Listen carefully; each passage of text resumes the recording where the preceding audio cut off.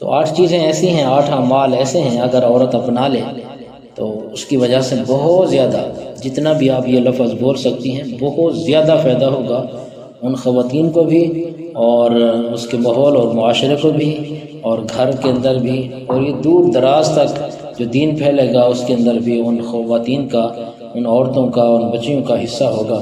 سب سے پہلا عمل ہے جس کی وجہ سے اگر عورت اس پر عمل کرنا شروع کر دے تو دین کے اندر بہت بڑی بہاریں آ جائیں گی۔ ان میں سے ایک عمل ہے دعوت اللہ ہے، یعنی دعوت دینا ہے۔ گھر میں عورتیں ہوتی ہیں، خواتین ہوتی ہیں، تو وہ کیا کریں؟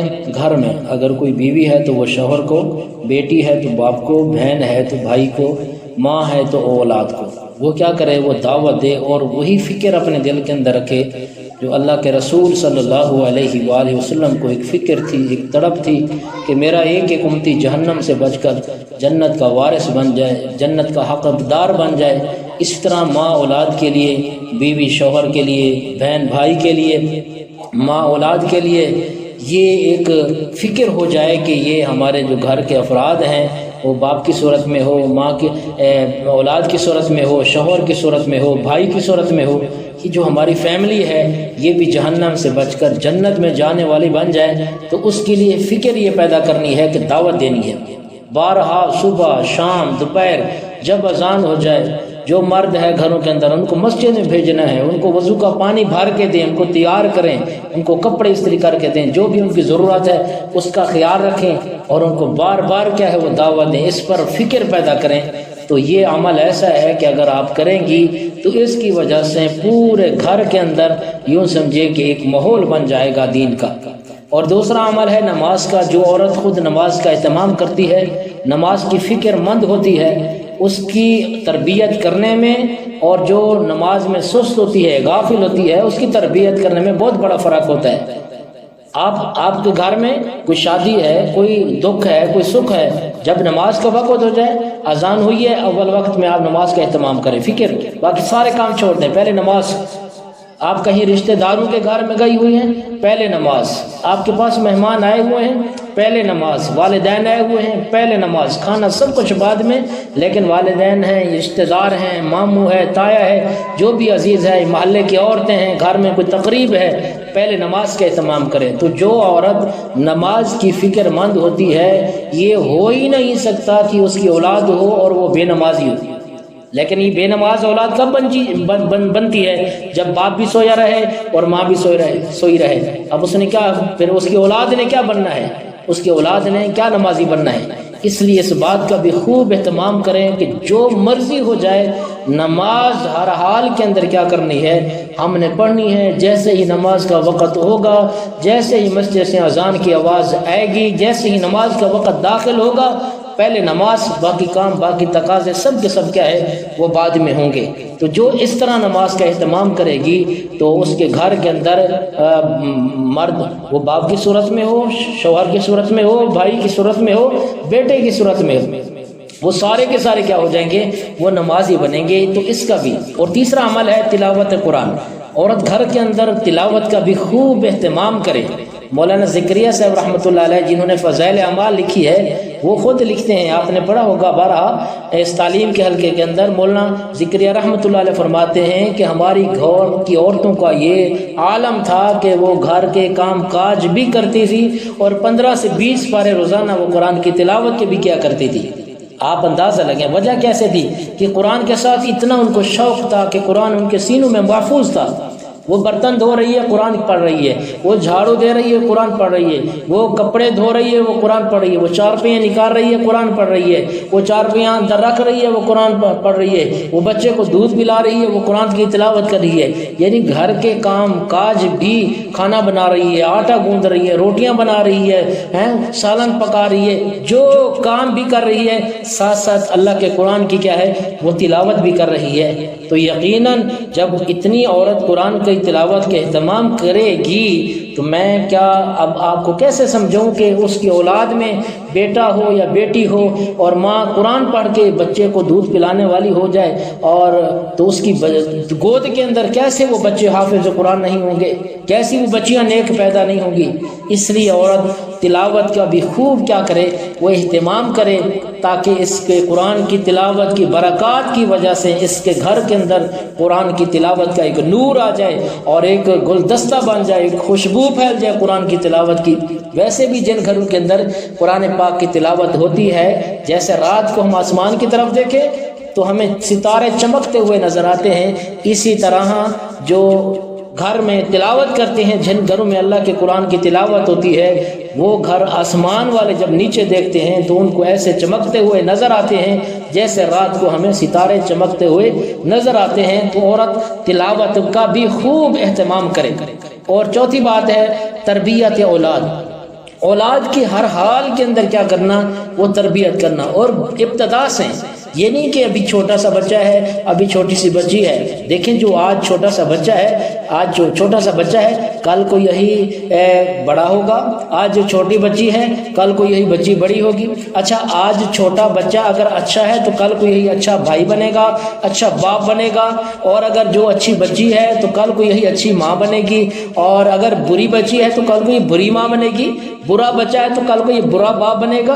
اچھی تربیت نہ ہوئی تو کل کو یہی، دیکھیں اگر آپ اس کی تربیت کریں، آپ اس کی تربیت کریں، اس کو اچھا ماحول دیں، اچھی باتیں سکھائیں، اچھی تعلیم دلوائیں، اس کی خوب تربیت کریں تو تمہارا نام روشن کرے گا۔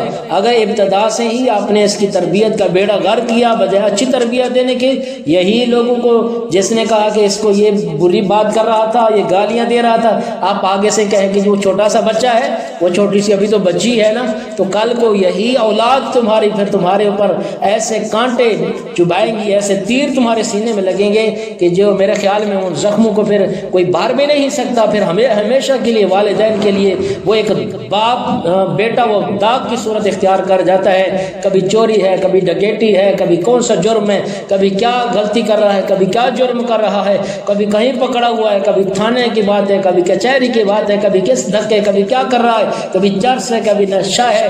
وجہ کیا ہے کہ ابتدا سے تربیت ہی نہیں کی۔ اس لیے چوتھا عمل عورت کے ذمے ہے یہ کہ وہ اپنی اولاد کی کیا کر لے، وہ تربیت کرے۔ جب اولاد کی ماں تربیت کرے گی تو گھر کے اندر اچھا ماحول پیدا ہوگا اور گھر کے اندر ایک دین آئے گا، اور دین کی وجہ سے گھر کے اندر پرسکون ماحول بنے گا، اور اس گھر کو اللہ تعالیٰ یوں سمجھے کہ جنت کا نقشہ بنا دیں گے۔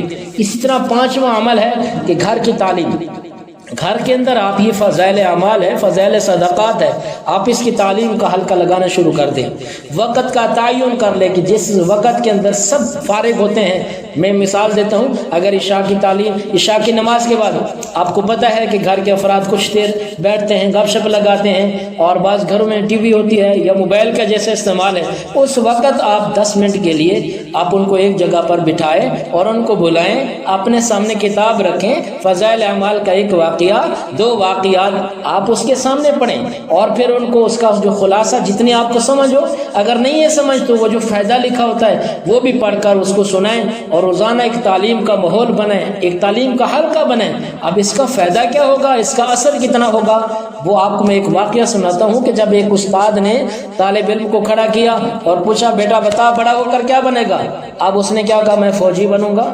اب اس کے دل کے اندر یہ فوجی ہونے کی بات کب آئی، گھر کے اندر ان کے والدین نے کہا بیٹا پڑھ لے اور محنت کر لے، پوزیشن لینی ہے، اور پھر ہم نے آپ کو فوجی بنانا ہے۔ دوسرے بیٹے کو بچے کو کھڑا کیا استاد نے، بیٹا کیا بنے گا بڑا ہو کر کیا بنے گا، اس نے کہا میں انجینئر بنوں گا۔ کیوں، ماں باپ کہا کرتے تھے بیٹا محنت کر لے، اتنی کلاسیں پڑھنی ہے، ہم آپ کو انجینئر بنائیں گے۔ تیسرے بچے کو کھڑا کیا، ہاں بیٹا تو بتا تو کیا بنے گا بڑا ہو کر، اس نے کہا میں ڈاکٹر بنوں گا۔ کیوں، وجہ کیا تھی، گھر کے اندر ماں باپ نے اس کو یہی کہا، بار بار یہی کہا بیٹا محنت کر لے، ہم آپ کو ڈاکٹر بنائیں گے۔ تو اسی طرح ایک بچے کو استاد نے کھڑا کیا، پوچھا بیٹا تو بتا تو بڑا ہو کر کیا بنے گا، اس نے کہا میں صحابی بنوں گا۔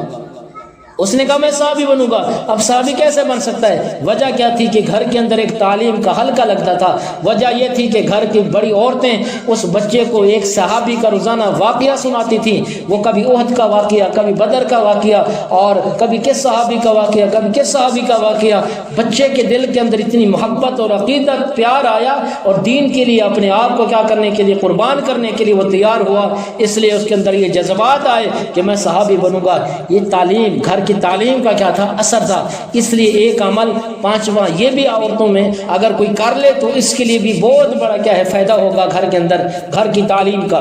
اسی طرح چھٹا عمل کیا ہے؟ وہ تبلیغی مشورہ ہوتا ہے۔ گھر کے اندر مشورہ کریں، دیکھیں آپ باقی سب کام کے لیے مشورہ ہوتا ہے، گھر کے افراد کو بٹھا دیں، جو بھی آپ کی فیملی ہے ان کو بٹھا دیں، جو بھی مردوں میں جو آپ کے محرم ہیں ان کو قریب بٹھا دیں، ہاں ہم مشورہ کریں جی، کبھی اپنے گھر کے اندر بھی کوئی مستورات کی جماعت آئے تو ہم بھی اپنے گھر میں بلا لیں، ہمارے گھر میں بھی کوئی برکات آ جائیں گی، ہمارے گھر میں بھی وہ اللہ کے رسول کی بات کریں گی، تلاوت کریں گی، تہجد کو اٹھیں گی، اللہ کے آگے روئیں گی، وہ ذکر اذکار کریں گی، درود شریف پڑھیں گی۔ اسی طرح ہم میں سے کون ہے جو کیا کرتا ہے وہ جماعت کے ساتھ جو ہے نا وہ مسجد میں مردوں سے بات کرنا کہ جی وہ مسجد میں گشت ہوتا ہے نہیں ہوتا، کرتے ہو یا نہیں کرتے، کروایا کرو۔ یعنی دین پر جانے کا عورتیں خود بھی اپنے آپ کو کہ ہم روزے کے لیے تیار ہیں، مردوں کو تیار کرنا، تو ایک تبلیغی مشورہ گھر کے اندر کرنا اس کی بھی بہت اہم ضرورت ہے۔ جس گھر کے اندر یہ عمل بھی ہو رہا ہے اس گھر کے اندر دین کی بہاریں ہیں۔ اور اسی طرح ساتواں کہ مردوں کو دین کے لیے تیار کرنا، ایک ہے مسجد میں مردوں کا خود تیار ہونا، ایک ہے گھر کی خواتین جب وہ کہیں گی نا دیکھیں آپ جائیں اللہ کے راستے پر جائیں، میں آپ کو کپڑے دھو کر دیتی ہوں، استری کر کے دیتی ہوں، اور میں اللہ کے سہارے پر زندگی کے 3 دن ہیں میں گزار دوں گی، سے روزہ تم لگا کر آ جاؤ اور وقت آپ اللہ کے راستے پر لگیں، میں آپ کو تیاری کر کے بھیجتی ہوں۔ وہ پتہ ہے جو دین کے لیے جو عورت بھیجتی ہے وہ پتہ نہیں کتنا 100 سال پہلے مرد سے جنت میں داخل ہوگی۔